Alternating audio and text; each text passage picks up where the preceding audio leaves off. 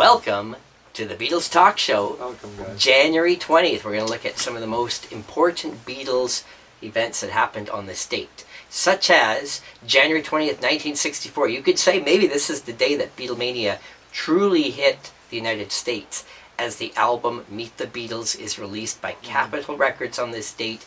It is the first release from Capitol Records, their first full-length album, that not including the VJ record, which of course was already out, but this is the one that really got all the exposure because it included their brand new hit, I Want to Hold Your Hand, which was now the #1 song in North America, and the frenzy was hit. People knew they were going to be coming to America in a couple of weeks, and of course Meet the Beatles would become a #1 album very quickly, and it would start their year of dominance around the world for all the countries that they hadn't already invaded in 1963.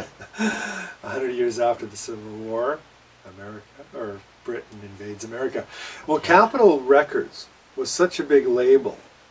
I mean, they could promote it the right way as well, where VJ couldn't. Right. So they really capitalized. But VJ did do very well anyway, because at one point, a little bit later on, Meet the Beatles would be the #1 album in the States, and Introducing the Beatles from VJ would be #2. So VJ was definitely cashing in. But Meet the Beatles did luck out because it had the big hit on it.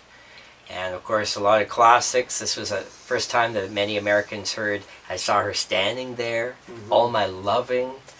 So, this is a major feat at that songs time. that appeared on the Ed Sullivan Show.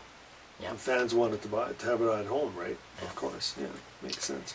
On this date, January 20th of 1967, the Beatles are in the recording studio for the second day recording A Day in the Life. And it is on this day that Paul adds his bass line, Ringo puts down the drum parts, and they put in the alarm clock that rings in the song.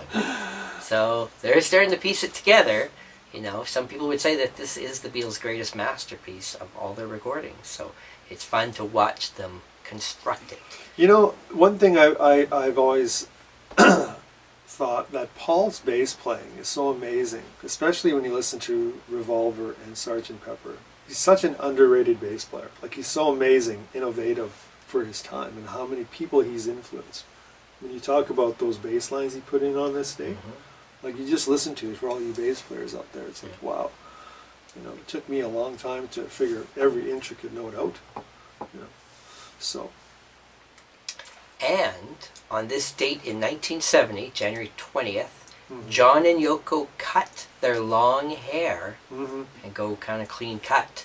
Therefore, they started this day, January 20th, 1970, with the longest hair that Lennon ever had in his entire life. And he cut it all off, and they were going to auction off that hair to benefit the Black House in London. What's that?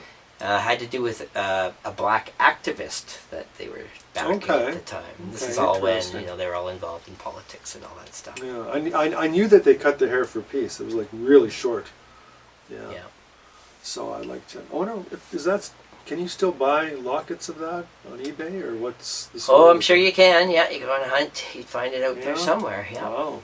All right. Well, there you go. Some cool facts for January 20th. Thanks for watching. We'll see you again tomorrow. Hey, maybe we can do that with your hair. Oh, sorry, we don't have it. I already did.